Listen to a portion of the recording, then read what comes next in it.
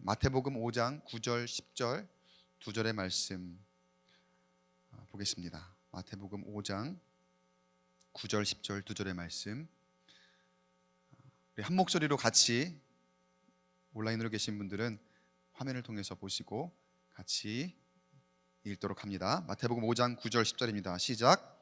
화평하게 하는 자는 복이 있나니 그들이 하나님의 아들이라 일컬음을 받을 것이며 의를 위하여 박해를 받은 자는 복이 있나니 천국이 그들의 것입니다. 아멘.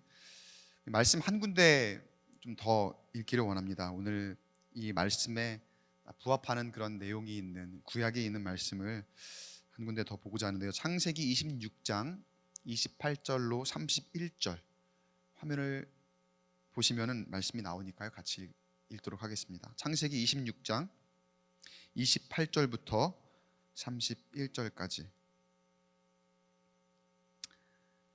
창세기 26장 28절부터 31절까지의 말씀. 이 말씀은 제가 한 절, 여러분이 한 절 이렇게 교독해서 한번 읽어보도록 하겠습니다. 28절입니다. 그들이 이르되 여호와께서 너와 함께 계심을 우리가 분명히 보았으므로 우리의 사이 곧 우리와 너 사이에 맹세하여 너와 계약을 맺으리라 말하였노라.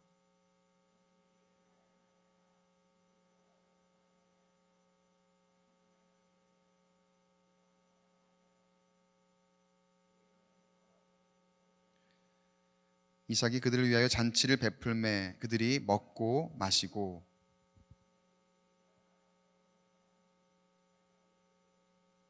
그들이 평안히 갔더라. 아멘. 여러분, 제가 영어 단어 하나 띄워서 보여드릴게요. 이 영어 단어 pacifier라고 하는 단어거든요. 여러분, 이 단어의 뜻이 뭔지 혹시 아시는 분 계실까요?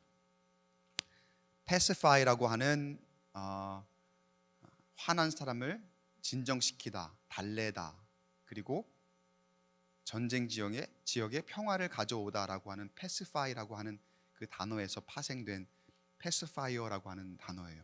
물론 여기에 명사형이니까 이런 뜻이 있겠죠. 달래는 사람, 그리고 평화를 가져오는 사람. 네, 평화를 가져오는 사람의 그런 의미에서 제가 오늘 저와 여러분이 이 패스파이어가 되었으면 좋겠다라는 그런 의도로 제가 이 단어를 한번 띄워드렸어요. 근데 정말 더 많이 쓰인 패스파이어의 단어의 원 뜻은 뭐냐면요, 가장 많이 쓰이는 이 패스파이어의 뜻은 공갈 젖꼭지. 여러분, 공갈 젖꼭지를 패스파이어라고 해요.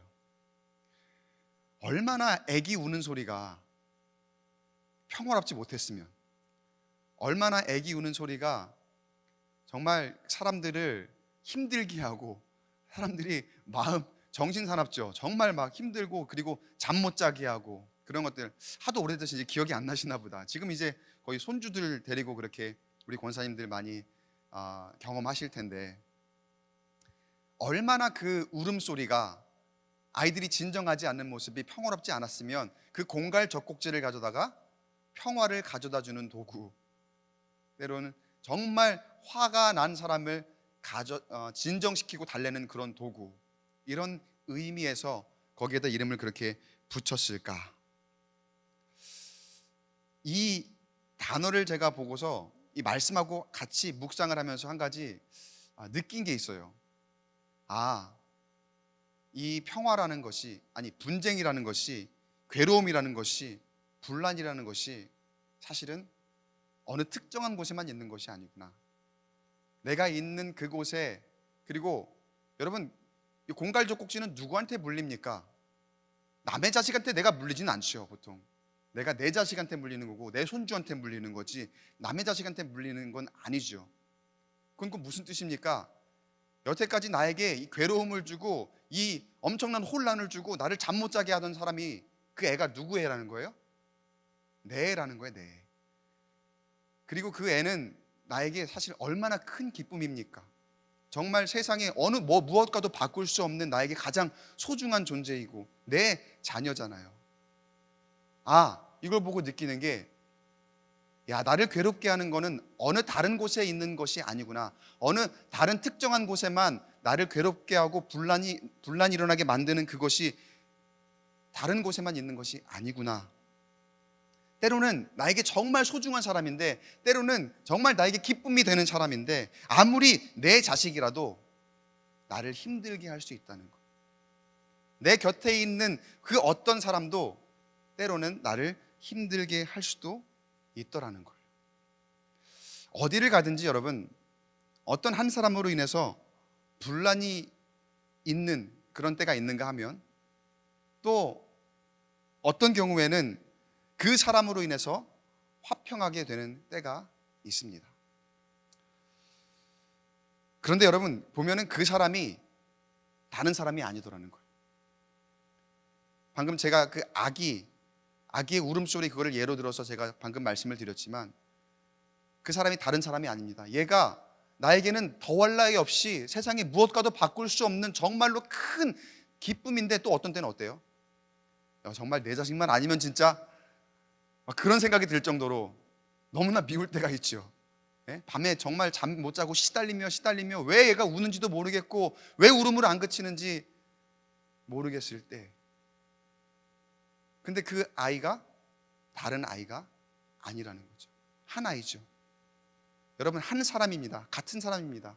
한 사람이 어떤 때에는 분란이 되는가 하면, 어떤 때에는 아픔이 되는가 하면, 그 한 사람이 때로는 나에게 기쁨이 되기도 하고 나에게 즐거움이 되기도 하더라는 거예요.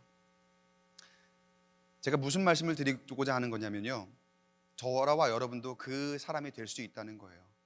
저와 여러분도 어디를 가서는, 어디에서 나는 절대로 그렇지 않을 거야, 나는 다짐을 하지만 나도 모르게 어떤 때에는 어디를 가서 내가 분란을 일으킬 수 있는 사람이 될 수도 있고요, 어떤 때에는 내가 여기에서 사람에게 괴롭게 하고 고통스럽게 하는 그러한 존재가 될 수도 있다는 거예요. 반대로 어디를 가면은 내가 정말 사람들에게 즐거움을 주고 기쁨이 되는 그런 사람이 될 수도 있고, 화평하게 하는 그런 사람이 될 수도 있다는 거예요. 여러분이 만약에 내가 할 수 있다면 여러분은 어떤 사람이 되시겠습니까? 나로 인해 분란이 일어나길 원하십니까?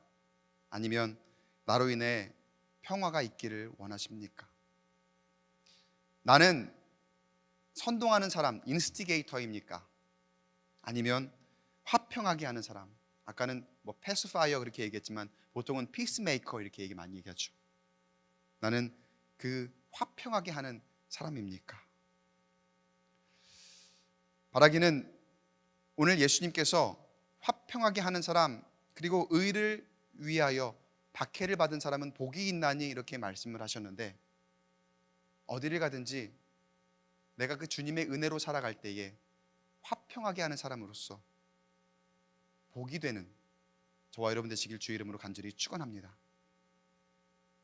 이 말씀을 드리는 이유는 주님께서 우리로 하여금 그렇게 할 수 있다고 말씀하시기 때문에, 여러분 내가 말씀대로 살아간다면, 오늘 말씀을 듣고 결단하고 주님의 그 음성대로, 주님이 주시는 그 은혜대로 살아간다면 내가 선동하는 사람, 그리고 분란을 일으키는 사람이 아닌 화평하게 하는 사람으로 세움받고 또 그렇게 살아가게 될 줄로 믿습니다. 오늘 말씀을 통해서 어떤 삶의 모양으로 우리가 그런 모습을 보일 수 있을까? 화평하는 우리의 모습, 화평하는 우리 교회가 될 수 있을까? 같이 한번 나눠보도록 하겠습니다. 그래서 제가 소개하고자 하는 이야기가 바로 창세기에 나오는 이삭의 이야기입니다. 이삭. 26절의 말씀 보면은요, 창세기 26장의 말씀 보면은 이삭이 거주하던 땅에 흉년이 들었다라는 그런 이야기로 시작을 합니다. 26장 1절 상반절에 보니까 아브라함 때에 첫 흉년이 들었더니 그 땅에 또 흉년이 들매. 자, 이삭이 이제 앞으로 어떻게 흉년에 대비하고 앞으로 어떤 그의 삶을 살아가는지를 보면서, 이삭처럼 우리가 화평하게 하는 사람이 되어야 되겠구나라는 그러한 말씀을 여러분과 나누고자 합니다. 당시 유대인들과 이 팔레스타인 사람들이, 이 지역 사람들이 그 흉년이 들면은 가야 하는 곳이 있었습니다. 거의 뭐 구약에 보면은요, 흉년이 들었을 때 가야 하는 곳은 정해져 있어요. 그게 어딘 줄 아시죠? 어디입니까? 이삭의 아버지 아브람도 갔던 곳, 애굽이죠. 애굽. 이집트입니다. 12장 10절에 보면은요, 그 땅에 기근이 들었으므로 아브라함이 애굽에 거류하려고 그리로 내려갔으니 이는 그 땅에 기근이 심하였습니다. 보통 애굽은 이 나일강 문명이잖아요. 나일강 유역에서 많은 그 물을 공급받고 있고 비옥한 지역입니다. 그리고 거대 문명이 발생한 그런 지역이기 때문에 나일강이라는 젖줄이 있으니까 그것만큼은 다른 어떤 곳에 다 가뭄이 들어도 거기에서는 좀 사정이 나아요. 그래서 곡식을 얻을 수도 있고, 그래서 주변에 기근이 들었을 때마다 애굽은 주변의 모든 지역의 나라의 사람들이 다 모이는 곳, 그곳에 와서 곡식을 얻기 위해서 모이는 그런 곳이 바로 이 애굽입니다. 이삭도 자연스럽게 애굽으로 가려고 했겠죠. 그런데 이삭이 애굽으로 향하던 중에 하나님께서 이삭에게 나타나셔요. 그리고 나타나셔서 뭐라고 하시느냐, 26장 2절 말씀에 보니까요, 여호와께서 이삭에게 나타나 이르시되 애굽으로 내려가지 말고 내가 내게 지시하는 땅에 거주하라. 하나님께서 애굽으로 내려가지 말라고 하세요. 왜? 당연한 건데, 이거는 공식이에요. 지금 기근이 났거든요. 가뭄이 생겼거든요. 그러면은 뭐 너나 할 것 없이 애굽에 가야 돼. 거기 가야지 뭔가 얻을 수 있어. 이거는 그때 모든 사람들이 다 알고 있는, 이건 상식이거든요. 기본 중에 기본이거든요. 당연히 애굽으로 가야, 그 길로 가야 되는 게 맞는 거예요. 그런데 상식에 맞지 않는 명령을 하나님께서 주시는 거예요. 애굽으로 가지 말아라. 애굽으로 가지 말아라. 여러분, 이 말을 들었을 때에 이삭이 어떻게 했을까요? 제가 오늘 이 질문을 몇 번 드릴 거예요. 이삭이 어떻게 했을까? 어떻게 했을까요? 여러분, 오늘은 뭐 이렇게 자유롭게 마치 대화하듯이 뭐 좀 얘기를 하셔도 될 것 같아요. 온라인으로 예배하시는 분들도 채팅으로 이삭이 어떻게 했을까요? 하면은 거기다 한번 써보세요. 이삭이 어떻게 했을까? 몇 번 이 질문을 드릴 거예요. 이삭은 여러분도 예상하시겠지만 하나님의 말씀에 그대로 따릅니다. 하나님 말씀에 순종합니다. 여느 사람들의 공식을 깨는 명령입니다. 여느 사람들이 기본적으로 알고 있는 상식을 넘어서는 그런 하나님의 명령이지만 하나님의 인도하심을 믿고 그대로 순종해요. 그렇게 이삭이 하나님 말씀을 듣고 네, 그 말씀대로 하겠습니다. 애굽으로 내려가지 않고 이 팔레스타인, 그러니까 블레셋이죠, 그랄이라는 곳에 머물러요. 그리고 거기에 거주하게 됩니다. 어떻게 되었을까? 그 뒤에 과연 하나님께서 이 순종한 이삭에게 풍성한 복으로 채워주시는데 그 모습을 한번 보세요. 창세기 26장 12절 13절 말씀, 우리 말씀 같이 한번 읽어볼게요. 한 목소리로 시작. 이삭이 그 땅에서 농사하여 그의 100배나 얻었고 여호와께서 복을 주심으로 그 사람이 창대하고 왕성하여 마침내 거부가 되어. 아멘. 이 부분이 여러분 참 많이 우리 성도님들이 은혜 받으시는 부분들이죠. 하나님 말씀을 듣고 순종했더니 그냥 부자도 아니고 거부가 되었더라. 이 부분 굉장히 은혜를 많이 받으시더라고요.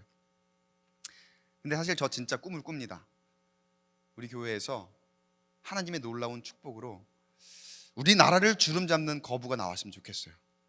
그런 분들이, 그런 성도들이 우리 교회에서, 그런 인물이 하나님의 영광을 정말 한없이 드러내고 이 모든 것이 하나님이 주신 것입니다, 그렇게 고백할 수 있고 하나님의 능력을 선포할 수 있게 되기를 간절히 소망합니다.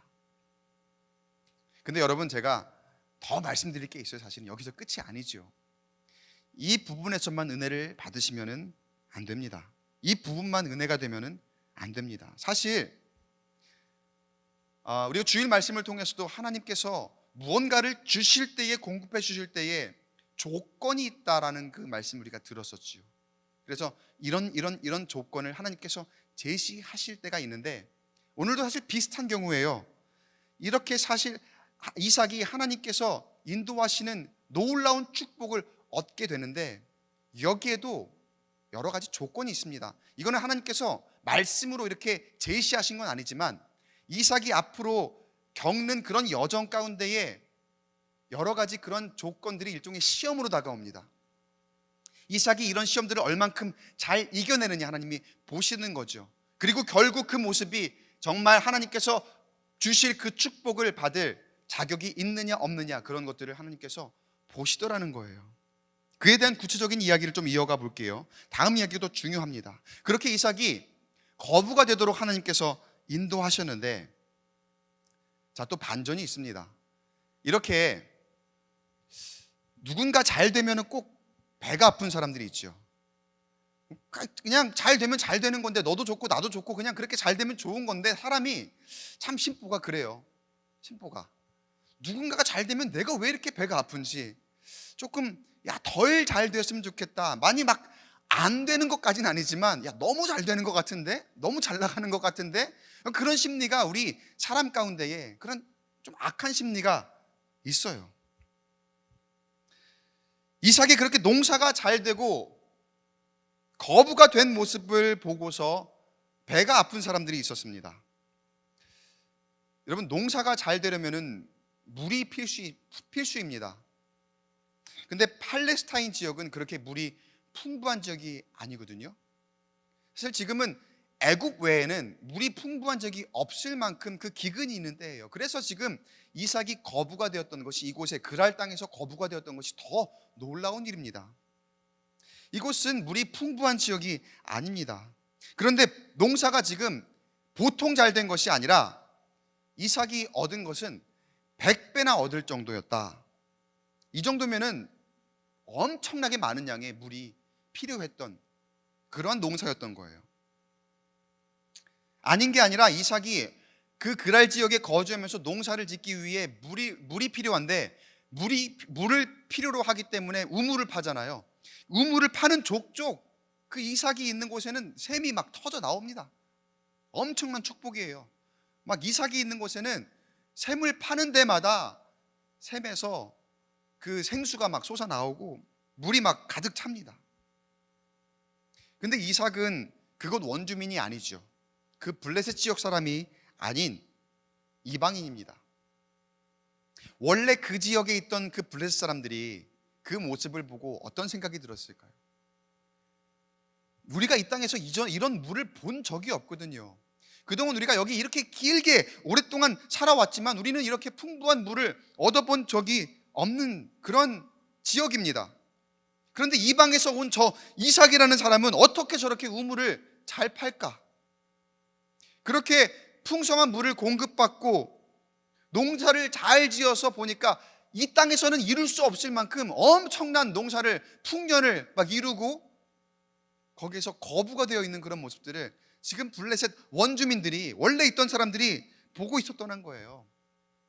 자기네들은 원래 여기 살던 사람들인데 한 번도 경험해보지 못한 것들을 이방 사람이 와갖고 거기에서 이루고 있으니까 얼마나 막, 여러분, 네? 창자가 막 뒤틀리고 막 배알이 꼴리고 막 얼마나 난리가 났겠습니까? 속에서 부글부글 끓고 저걸 어떻게 해야 되나?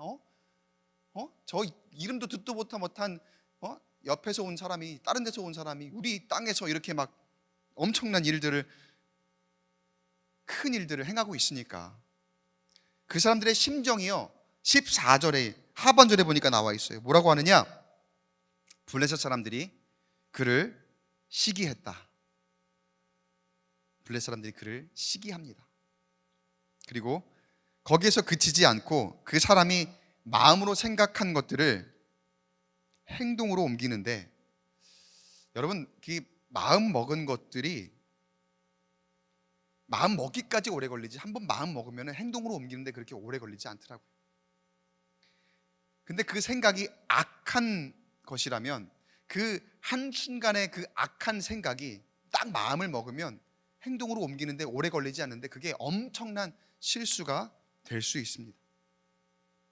블레셋 사람들이 딱 시기하는 마음에 저걸 어떻게 할까 하다가 이 악한 마음을 행동으로 옮기니까 이삭을 괴롭히기 시작하는 거예요. 이삭을 박해하기 시작하는 거예요. 15절 말씀해 보니까 그 아버지 아브라함 때에 그 아버지의 종들이 판 모든 우물을 막고 흙으로 메웠더라. 무슨 심보입니까? 나도 못 가지니까 야 너도 가지면 안 돼. 야 우리 그냥 다 같이 망하는 거야. 여러분, 사람 가운데에 이런 정말 말도 안 되는 것 같은데, 상식적이지 않은 것 같은데, 때로는 사람이 좀 이렇게 한번 돌잖아요. 한번 내 마음 가운데 시기가 있고 질투가 있고 남 잘 되는 거 정말 배가 아프기 시작하잖아요. 그러면 그 악한 마음이 행동으로 막 이렇게 옮겨질 때에 어떤 모습이냐면요, 야 나도 못 가졌으니까 너도 안 돼. 너도 가지면 안 돼. 이런 모습으로 지금 블레셋 사람들이 이삭에게 하는 그런 모습으로 나타날 때가 있더라는 거예요. 그래서 모든 우물을 다 막아버리고 메워버렸다고 합니다. 같이 죽자는 거죠. 거기에 더해서 그 공동체의 이제 수장인 왕까지 나서서 이삭을 나가라 이렇게 얘기합니다. 16절에 아비멜렉이 이삭에게 이르되 내가 우리보다 크게 강성한즉 우리를 떠나라. 심지어는 이제 우리는 너랑 같이 살 수 없을 것 같으니까 그냥 다 놓고 떠나. 우리 땅이니까 나가. 이렇게 얘기를 합니다. 이삭의 가족이 이렇게 불쌍하게 쫓겨납니다. 거기에서 엄청난 부를 이루었고 거기에 그 땅에 농사지은 그 많은 것들을 어떻게 해요? 가져갈 수 없지요. 그 땅의 것이니까요. 우리 땅이니까 나가 이렇게 얘기했으니까요. 다 남겨놓고 모두 포기하고 떠나게 됩니다. 그 심정이 어땠을까요? 길이 막막하죠. 마음도 불편하고 그랬지만 그래도 길을 떠나서 저 골짜기 지역으로 가서 다시 그곳에 정착을 하고자 새로운 출발을 시작을 합니다. 이삭이 이제 어떻게 해야 될까요, 여러분? 정착하고자 하는 것에 또 장막을 칩니다. 장막을 쳤으니 제일 먼저 해야 하는 것은 무엇이냐면 정착을 하려면 또 우물을 파야 합니다. 정말 많은 우물들을 그곳에 파놨는데 그 수고를 처음부터 다시 여기서 해야 되는 거예요. 거기가 그랄 골짜기에 우물을 팠다 이렇게 하는데 여러분 어떻게 되었을까요? 성경을 보니까 거기에서 또 샘 근원을 얻었다. 성경이 이렇게 나옵니다. 그런데 사람들의 시기와 질투 때문에 이삭에게 어려움이 찾아왔잖아요. 그 어려움이 거기에서 끝난 게 아니었더라고요. 새롭게 우물을 판 그 지역의 그 목자들이 또 와서 이삭에게 와서 시비를 겁니다. 똑같은 방법으로 여기는 우리 땅이니까 이 우물이 자신들의 것이라는 거예요. 그동안 자기네들이 우물 팔 때는 물이 한 번도 안 나왔는데 이삭이 와서 물을 파니까 물이 나왔네. 그 우물이 너무나 갖고 싶은 거죠. 그러니까 이 우물 우리 거야. 여기 우리 땅이야. 우리 거야. 이렇게 뺏어버렸다는 거예요. 질문을 또 드립니다, 여러분. 이삭이 어떻게 했을까요? 이삭이 어떻게 했을까요? 여러분이라면 어떻게 했겠습니까? 여러분이라면 속으로 대답을 하고 계시죠, 다? 나라면 어떻게 했을 거야? 답을 하고 계시죠? 이삭이요, 그 우물을 순순히 내어줍니다. 그리고 20절에 보니까 그 우물의 이름을 에색이라, 닥툼이라는 뜻의 에색이라 그렇게 이름을 짓습니다. 그 우물을 내어주고 이삭은 또 다른 곳으로 옮겨요. 그리고 거기서 또 우물을 팝니다. 제가 반복해서 여러분 질문을 드리는 거예요. 어떻게 되었을까요? 또 샘이 솟습니다. 이삭이 가는 곳마다 우물을 파는데 우물을 파도 물이 나오지 않을 것만 같은 그런 지역인데 이삭이 가서 우물을 파는 족족 거기서 또 샘이 솟아납니다. 여러분 그 다음엔 또 어떻게 되었을까요? 거기에 또 다툼이 일어나요. 또 와서 이거 우리 거야. 나가. 이삭은 또 어떻게 했을까요? 또 내어주죠. 또 다른 곳에 가서 또 우물을 파. 이삭이 또 우물을 내어줄 때에 또 다툼이 있었다는 의미로 그 우물의 이름을 뭐라고 하느냐? 싯나. 성경에 이렇게 나와요. 싯나. 근데 여러분 이 싯나라는 이름은 좀 상징적인 의미가 있어요. 그 시트나라는 그 이름의 자음이 히브리어인데요, 시트나예요. 시트나 자음이 사탄하고 똑같아요. 사탄.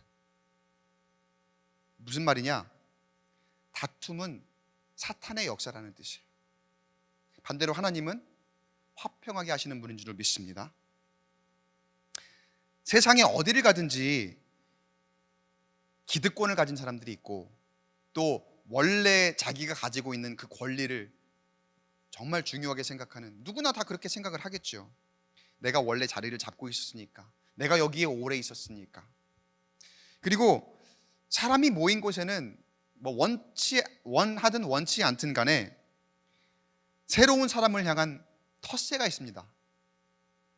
근데 그런 모습들은 제가 어디를 가나 있다고 얘기는 하지만 사실 이건 세상적인 모습이죠. 여러분, 그리스도인들이라면 이런 모습에서 자유해야 할 줄로 믿습니다. 내가 힘을 좀 가지고 있더라도, 내가 원래 좀 먼저 되었다 하더라도, 내가 어떤 권세가 좀 있다 하더라도 내가 가진 그것이 사람을 상대하는 힘이 되어서는 안 된다는 거예요. 내가 가지고 있는 그것이 사람을 짓누르는 힘이 되어서는 안 된다는 거예요. 그리스도인이라고 한다면은 교회 안에서는 물론이고요, 세상 속에서도 내가 그리스도인이라면 절대로, 세상이라면 당연히 좀 텃세 좀 있어야 되는 거 아니야? 내가 원래 가지고 있는 거 지키려고 하는 거 당연한 거 아니야? 여러분, 그리스도인이라면 그런 모습에 섞이지 않아야 될 줄로 믿습니다. 그건 다툼을 만드는 사탄의 역사에 그 시트나, 그 다툼의 우물, 시트나의 그 사탄의 역사에 힘을 휘둘리는 거고요, 사탄의 유혹에 넘어가는 겁니다. 어떤 교회를 보면, 어떤 교회라고 하면 우리 교회가 아니란 뜻이죠. 어떤 교회를 보면 사람들이 너무나 참 좋은 거, 이거는요, 끈끈해요. 가족적인 분위기이고 너무나 끈끈한 그런 정들이 있습니다. 그런데 사람들이 끼리끼리 모여서 너무나 끈끈하다 못해서 새로운 사람들이 오는데, 새 가족이 오는데 거기를 비집고 들어갈 틈이 없는 거예요. 너무 끈끈하니까, 이게 너무 점도가 강하니까 그 틈에 새로운 사람들이 끼지를 못하고 그냥 그저 겉돌다가, 이 교회는 내가 맞지 않는 데인가 보다, 이 교회는 나를 환영하지 않는 것 같다, 그래서 그냥 떨어져 나가버리는 그러한 경우가 덜어 있습니다. 여러분, 그런 교회 부흥이 있겠습니까? 그냥 그 끼리끼리 거기에서 그 상태로밖에 갈 수밖에 없는 거지요. 왜? 새로운 사람이 와도 비집고 들어갈 틈을 보여주지 않기 때문에. 원래 그 끈끈한 모임이 원래는 굉장히 좋은 것인데, 그 끈끈한 모임 안에서 새로운 사람을 향한 배타성이 있었던 거예요. 어떤 심리일까요? 우리끼리 나누고 있던 그런 아주 속 깊은 이야기들이 있었거든요. 때로는 좀 부끄러운 이야기도 있었고, 때로는 다른 사람들이 좀 알면 안 될 만한 그런 얘기들도 있었거든요. 근데 새로운 사람이 오면은 불편해요. 새로운 사람이 알면 안 되는 그런 이야기들이 있어요. 그런 등등 여러 가지 이유가 있어요. 이유는 보면 참 정당한 것들이 많이 있지만, 여러분, 그러한 것들이 자칫 하나님이 원치 않으시는 세상적인 모습으로 분열을 일으킬 수 있는 텃세가 될 수 있다는 사실이, 텃세가 될 수도 있다는 것, 여러분 혹시 생각해 보셨는지 모르겠어요. 여러분, 교회라고 한다면은요, 합심하여 한 마음이라도, 사실 사탄이 얼마나 역사가 심합니까? 그 사탄을 대적하기가 쉬운 것이 아닙니다. 그런데 이미 교회 안에서 이 편이 있고 저 편이 있고, 그 편끼리는 굉장히 끈끈한데 이 편과 저 편이 속하지 못하고 섞이지 못하고, 그 안에서 이미 다툼이 있고 그 안에서 이미 분란이 있다면, 여러분, 이건요 이미 지고 들어가는 겁니다.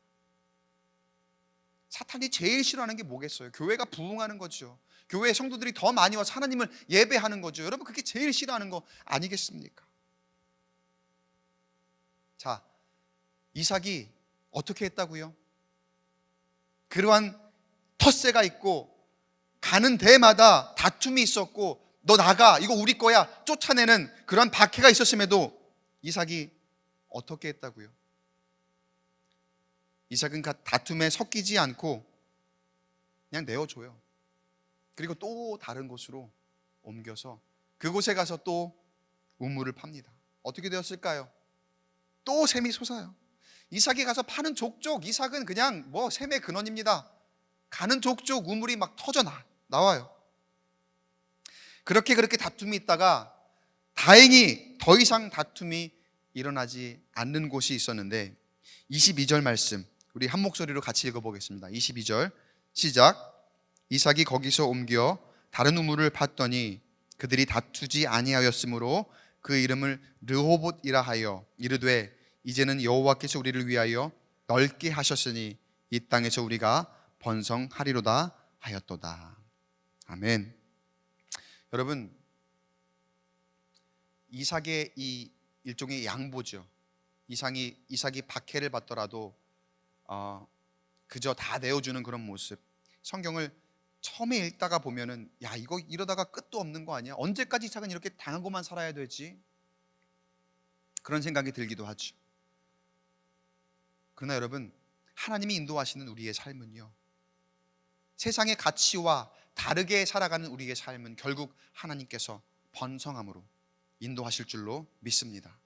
우리의 지경을 넓히시고 또 우리가 하나님의 뜻대로 하나님의 그 놀라운 권세 아래에서 하나님의 놀라운 그 섭리 아래에서 우리가 번성하도록 주님께서 결국에는 아름답게 인도하실 줄로 믿습니다.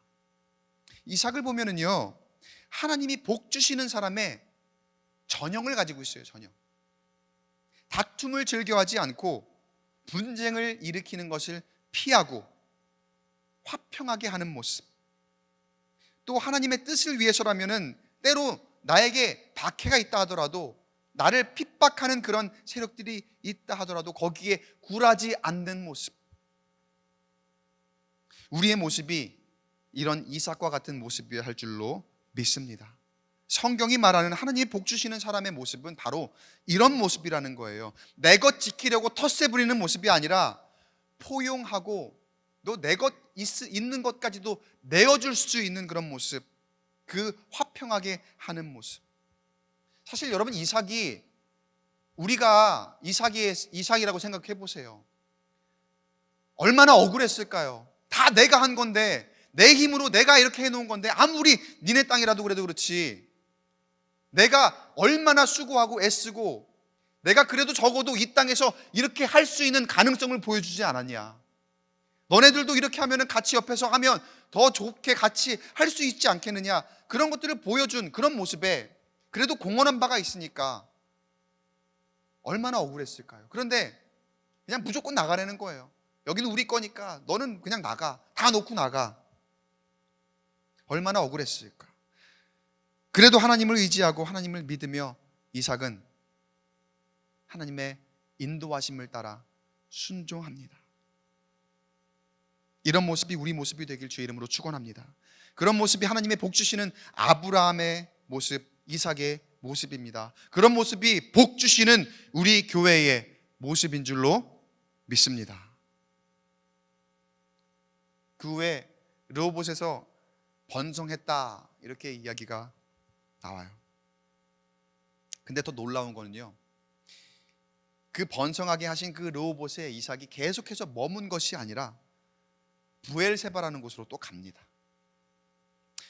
여기에서 번성하는 중이었다면 여기에 그냥 머물러서 여기에서 그냥 누리면서 잘 살고 싶은 그런 마음도 있었을 텐데 이삭은 그렇게 하지 않아요. 하나님께서 인도하시는 길을 따라 하나님의 약속을 따라서 순종함으로 계속 걸어갑니다. 그간에 많은 다툼이 있었죠. 그간에 많은 그 블레셋 사람들과 그 지역 그 유목민들의 어떤 텃세가 있었잖아요. 그리고 박해가 있었잖아요. 근데 그런 것들을 지금 다 극복한 상황이에요. 이겨낸 상황이에요. 지혜롭게 하고 또 하나님의 그 약속을 따라 순종함으로 이 모든 것들을 이겨낸 이삭은 어디를 가든지 겁날 것이 없었습니다. 자, 그렇게 부엘세바로 간 이삭의 모습 어땠을까요? 당연히 하나님께서 그곳에서도 하나님의 복을 받게 하시고 누리게 하셨어요. 근데 여기 중요한 사실이 나옵니다. 중요한 얘기가 나옵니다. 그곳에서도 이삭이 빼놓지 않았던 것. 25절 말씀 우리 함께 읽어보겠습니다. 25절 말씀, 25절 시작. 이삭이 그곳에 제단을 쌓고 여호와의 이름을 부르며 거기 장막을 쳤더니 이삭의 종들이 거기서도 우물을 팠더라. 이삭이 그곳에 제단을 쌓았더라. 여호와의 이름을 부르며 거기에 장막을 쳤더라. 여러분 무슨 말입니까? 거기에서도 하나님께서 우물을 파게 하셨다라는 건 하나님께서 거기에 복을 주셨다는 거거든요.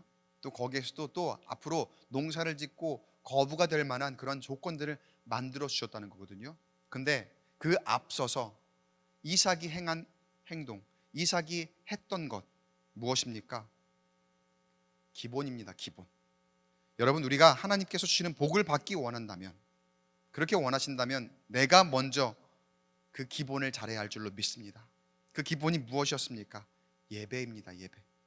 예배를 잘 지켜야 하고 나의 삶에서 하나님을 찬양함이 끊이지 않아야 합니다.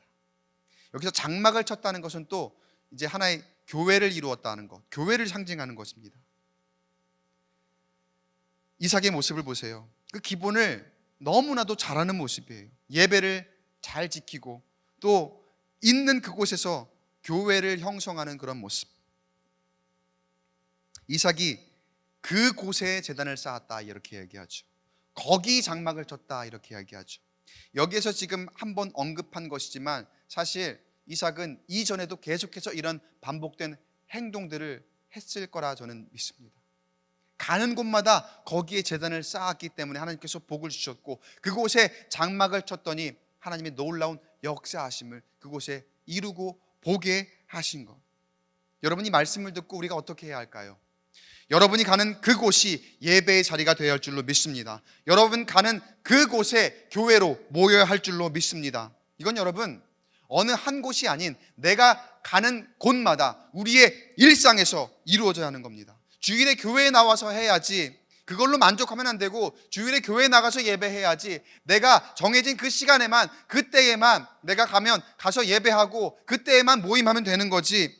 여러분 그걸로 만족하면 안 되고요. 우리의 삶 가운데에 내가 어디를 가든지 그곳에서 이루어져야 하는 줄로 믿습니다. 그러면 하나님께서 여러분의 삶을 주관하시고 여러분의 삶을 인도하시고 이삭에게 그렇게 하셨던 것처럼 있는 그곳에서 풍족하게 채워주시고 있는 그곳에서 우물이 터지게 하시고 여러분이 있는 그곳에서 하나님을 예배할 때 하나님의 놀라운 복을 누리게 하실 줄로 믿습니다. 우리가 있는 그 자리가 그 자리에서 예배할 때에 하나님의 축복의 자리이고 또 여러분을 통해서 여러분과 함께 속한 공동체, 여러분이 함께 있는 그 모든 사람들이 같이 복을 누리는 그런 자리가 될 줄로 믿습니다. 그러던 중에 누군가가 이삭에게 찾아옵니다. 다름 아닌 이삭을 쫓아내었던 아비멜렉이 찾아와요. 자신을 쫓아낸 사람이 온 거죠. 어땠을까요, 마음이? 나를 쫓아낼 때는 언제고 왜 나를 찾아왔지? 반갑지 않았을 거예요. 사람의 생각으로는 반갑지 않았을 거예요. 그래서 아비멜렉에게 이렇게 이야기합니다. 왜 왔습니까? 내가 미워서 나를 쫓아낼 때는 언제고 나에게 왜 왔습니까? 이렇게 이삭이 이야기를 하죠. 근데 아비멜렉이 왜 왔습니까? 여러분 28절 상반절에 그들이 이르되 여호와께서 너와 함께 계심을 우리가 분명히 보았으므로. 이삭이 그동안 인내하고 또 그동안 어떻게 보면 이거는 베푼 거죠. 억울하긴 했지만 내가 수고한 것, 내가 이루어 놓은 것 그들이 와서 사실은 빼앗아 간 거긴 하지만 이삭은 뭐 다투려면은 싸움을 하려면 그거를 지키려고 하려면 애를 쓰면 또 안 뺏길 수도 있었던 그런 상황이잖아요. 그런데 어떻게 보면 이삭은 그 모든 것들을 다 베풀었던 거죠. 그리고 다른 곳으로 자리를 옮기고 근데 옮기는 곳마다 이삭에게 어떠한 일들이 벌어졌습니까? 원래 있던 것보다 더 놀라운 은혜와 더 큰 축복과 이삭에게 그런 일들을, 일어난 모든 일들을 지금 이 블레셋 사람들도 보았고 아비멜렉 그 왕도 그거를 보았던 거예요.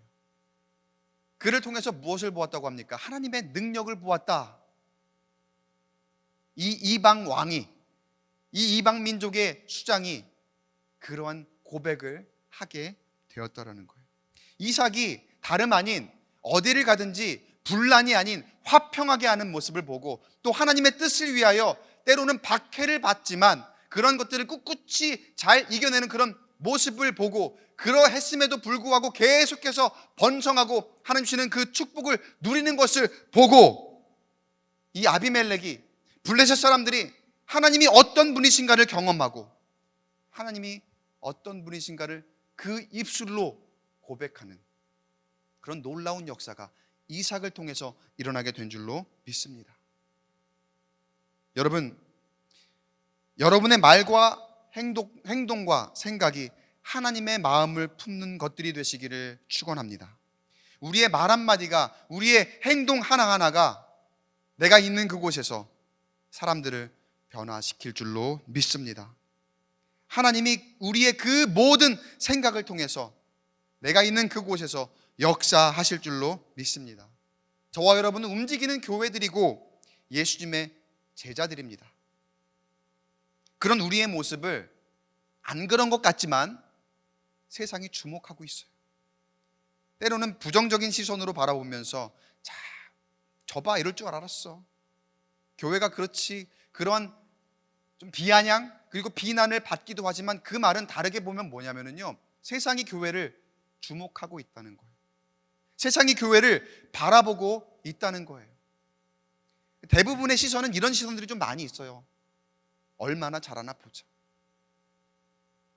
교회가 저렇게 이 코로나 시대에도 예배한다고 하는데 과연 그 예배 가운데에 얼마나 무슨 일이 일어나는지 보자. 그런 모습이지만 여러분, 사탄이 제일 두려워하는 게 사실은 예배입니다. 하나님을 경배하는 겁니다. 그 세상이 우리를 바라보는 시선 가운데 사실은 이면에 이러한 불안이 있어요. 이러한 걱정이 있어요. 저거 진짜면 어떡하지? 저렇게 사람들이 모였을 때에 정말 하나님의 놀라운 역사가 일어나는 거 아니야?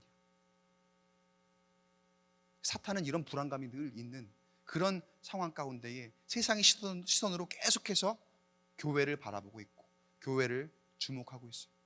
단순히 우리가 모이는 이런 예배뿐만 아니라 내가 있는 그곳에, 여러분이 가는 그곳에 사람들이 그리스도인을 주목하고 있고 교회를 주목하고 있다는 사실을 여러분 기억하시고 어디를 가든지 화평하게 하시는 그런 성도들, 그리고 때로는 하나님의 뜻을 위하여, 의를 위하여 나에게 핍박이 있더라도 꿋꿋이 견디며 하나님께 주시는 그 능력으로 승리하는 그러한 성도님들, 그래서 주님 주시는 복을 마음껏 누릴 수 있는 저와 여러분 되시길 주의 이름으로 간절히 축원합니다.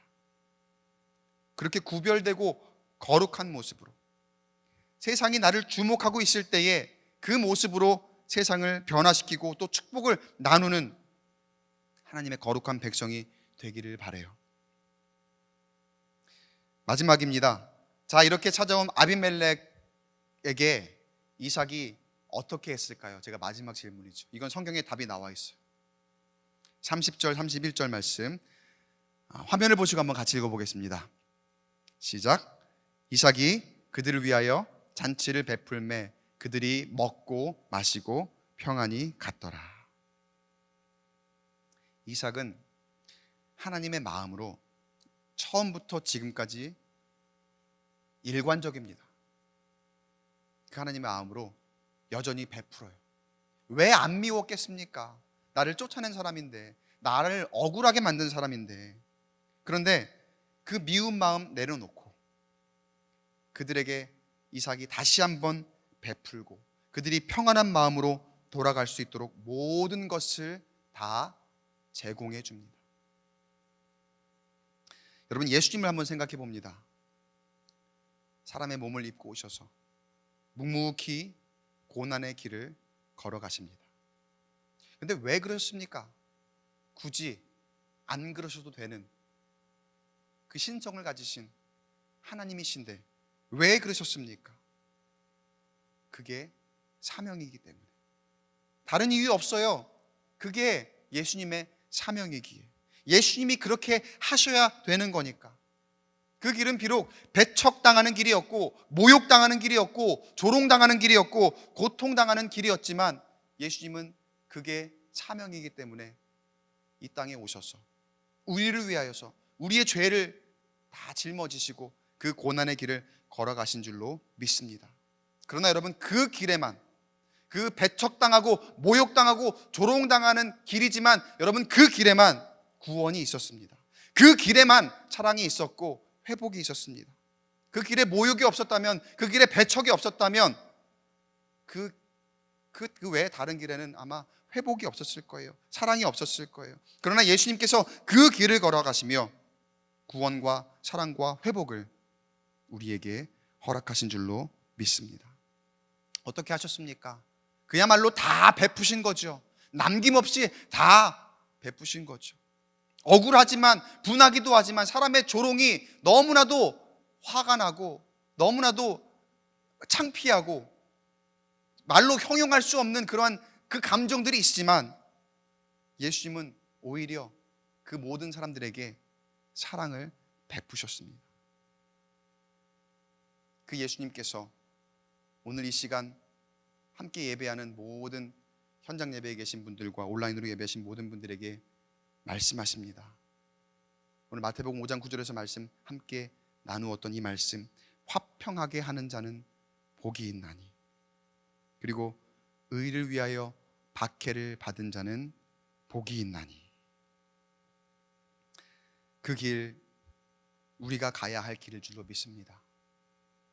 화평하게 하는 우리 교회의 모습으로, 또 때로 하나님의 의를 위하여 어려움을 좀 당하더라도 기꺼이 그 고난에 동참함으로 결국에는 하나님의 인도하심을 따라 그 주시는 복을 누리며 살아갈 수 있는 저와 여러분 되시기를 주의 이름으로 간절히 축원합니다.